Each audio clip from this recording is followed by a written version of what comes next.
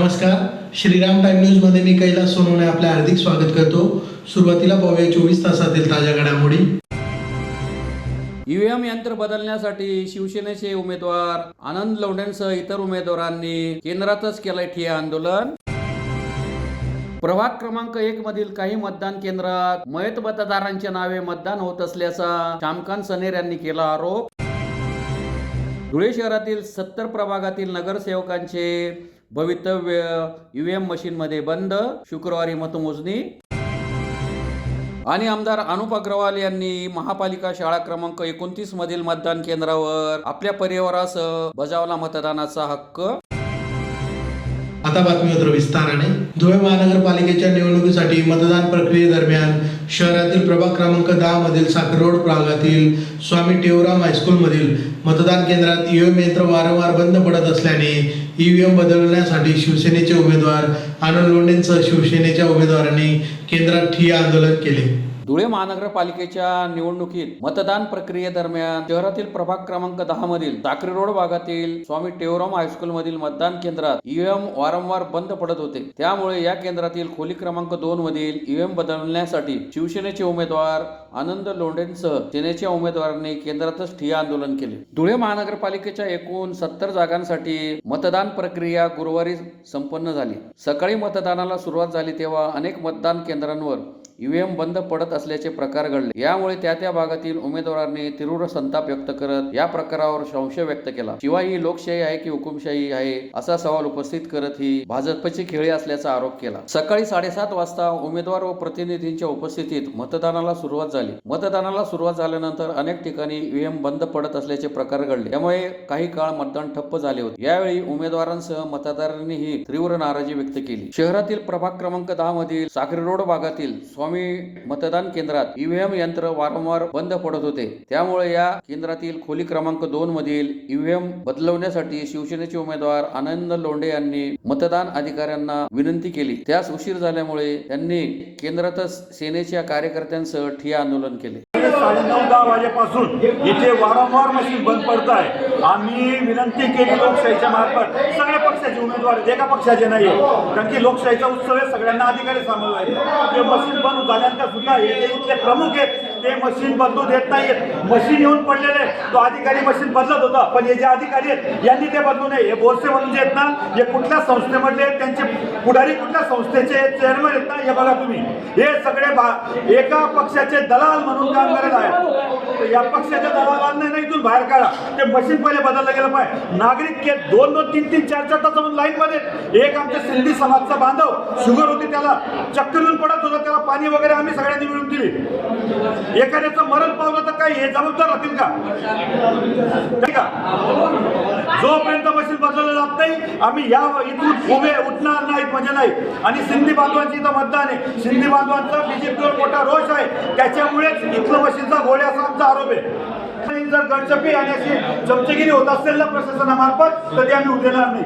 धुळे महानगरपालिकेच्या निवडणुकीच्या मतदान प्रक्रियेदरम्यान प्रभाग क्रमांक 1 मधील काही मतदान केंद्रात मयत मतदारांच्या नावे मतदान होत असल्याचा आरोप श्यामकांत सनेर यांनी करीत त्याची चौकशी करण्याची मागणी केली। धुळे महानगरपालिका निवडणुकीसाठी मतदान प्रक्रिया सुरू असताना प्रभाग क्रमांक 1 मधील वानखेडकर नगर कुसुमताई शाळा या मतदान केंद्रावर मतदान करण्यासाठी मतदार येत असताना ते येण्यापूर्वीच मतदान होत असल्याचाही गंभीर प्रकार घडत असल्याचे श्यामकांत सनेर यांचे म्हणणे असून या गंभीर आरोपाची चौकशी व्हावी अशी मागणी त्यांनी केली आहे। महापालिका निवडणुकीसाठी मतदान प्रक्रिया सुरू असताना प्रभाग क्रमांक 1 मधील काही मतदान केंद्रांवर मयत मतदारांच्या नावावर मतदान होत असल्याचा खळबळजनक आरोप राष्ट्रवादी काँग्रेसचे नेते श्यामकांत सनेर यांनी केला आहे। यावेळी त्यांनी निवडणूक यंत्रणेवर आक्षेप नोंदविला। प्रभाग क्रमांक 1 मधील वानखेडकर नगर कुसुमताई शाळा या मतदान केंद्रावर मतदान करण्यासाठी मतदार येत असताना ते येण्यापूर्वीच मतदान होत असल्याचाही गंभीर प्रकार घडला आहे। या गंभीर आरोपाची चौकशी व्हावी अशी मागणी त्यांनी केली आहे। सनेर यांच्या समवेत निवडणुकीतील उमेदवार प्राची कुलकर्णी या देखील उपस्थित होत्या। मतदारांनी यावेळी चांगलीच गर्दी केली होती। बोगस मतदान होत आहे।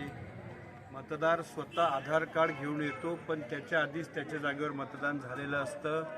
निवडणूक निर्णय अधिकाऱ्यांकडे आम्ही ती तक्रार करतो, त्यावेळेस सांगतात की निवडणूक आयोगाचं इपिक कार्ड आणि निवडणूक मतदार यादीतला नंबर हा मॅच झाला म्हणून आम्ही सरळ त्यांना मतदान करू देत आहोत। पण खरं हा जो आमचा लढा आहे निवडणूक आयोगाच्या विरोधात आहे. निवडणूक आयोगाचे जे इपिक कार्ड बनले तेच बोगस बनलेले आहेत आणि त्याच ठिकाणी खऱ्या अर्थानं वोट चोरी होत आहे आणि खऱ्या वोटर्सपासून मतदार वंचित राहत आहे. ही निवडणूक आयोगाची प्रक्रियेची सखोल चौकशी झाली पाहिजे. या घटनेचा आम्ही निषेध करतो. शहराच्या जनतेने ठरवून घेतलेलं आहे की हे शहर गुंडागर्दीपासून वाचवायचं आहे. धुळे शहराने पूर्णपणे आपलं मत बनवून टाकलेलं आहे. भारतीय जनता पार्टीच्या गुंडांना निवडणुकीच्या मतपेटीतून जनता धडा शिकवणारच.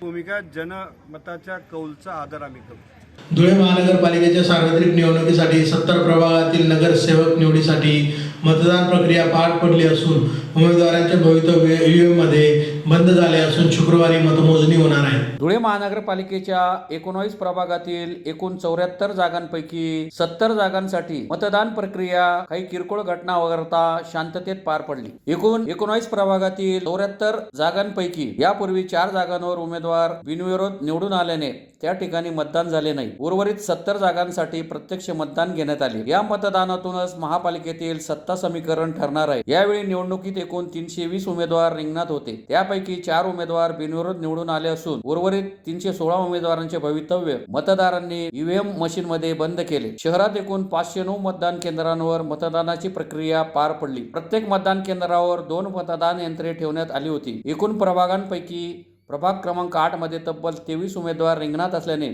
तेथे 3 मतदान यंत्रांची विशेष व्यवस्था करण्यात आली. निवडणुकीसाठी एकूण 10,019 मतदान यंत्रांचा वापर झाला. ऐनवेळी संभाव्य तांत्रिक अडचण लक्षात घेता काही अधिकची यंत्रे राखीव ठेवण्यात आली होती. मतदान प्रक्रिया शांततेत व निर्भय वातावरणात पार पडावी यासाठी प्रशासनाने कडेकोट पोलीस बंदोबस्त उभारला. शहरातील 13 मतदान केंद्रे संवेदनशील घोषित करण्यात आल्याने कायदा व सुव्यवस्था राखण्यासाठी 5,000हून अधिक पोलीस अधिकारी व कर्मचारी तैनात करण्यात आले होते. ईव्हीएम यंत्रामधील बिघाड तसेच काही ठिकाणी किरकोळ घटना वगळता मतदान प्रक्रिया शांततेत पार पडली. शुक्रवार दिनांक 16 रोजी मतमोजणी होणार आहे. धुळे शहराचे आमदार अनुप अग्रवाल यांनी शहरातील महापालिका शाळा क्रमांक 29 मधील मतदान केंद्रावर आपल्या परिवारासह मतदानाचा हक्क बजावला.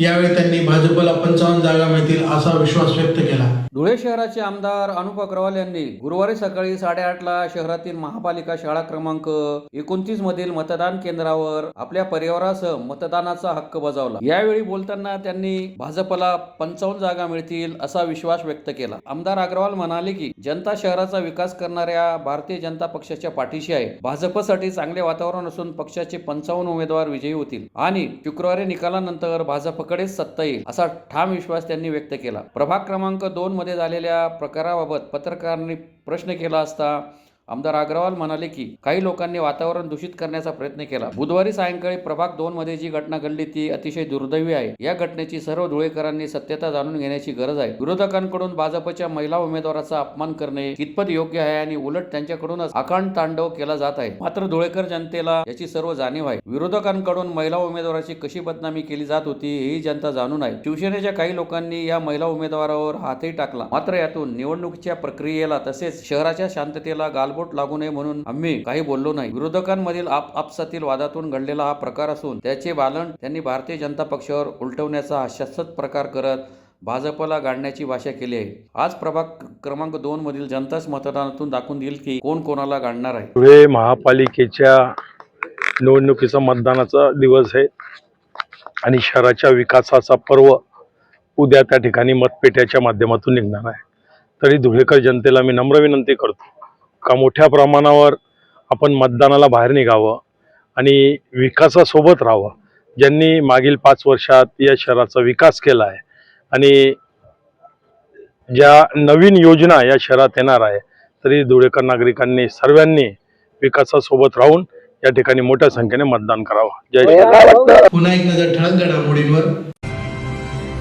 ईव्हीएम यंत्र बदलण्यासाठी शिवसेनेचे उमेदवार आनंद लवडेंसह इतर उमेदवारांनी केंद्रातच केलंय ठिय्या आंदोलन. प्रभाग क्रमांक 1 मधील काही मतदान केंद्रात मयत मतदारांच्या नावे मतदान होत असल्याचा श्यामकांत सनेर यांनी केला आरोप. धुळे शहरातील 70 प्रभागातील नगरसेवकांचे भवितव्य ईव्हीएम मशीनमध्ये बंद. शुक्रवारी मतमोजणी. आणि आमदार अनुप अग्रवाल यांनी महापालिका शाळा क्रमांक 29 मधील मतदान केंद्रावर आपल्या परिवारासह बजावला मतदानाचा हक्क. याचबरोबर श्रीराम टाइम न्यूजचे बातमीपत्र संपले. दिवसभरातील ताज्या घडामोडीसाठी पाहत राहा श्रीराम टाइम न्यूज. भेटूया पुढील प्रसारणात. तोपर्यंत नमस्कार.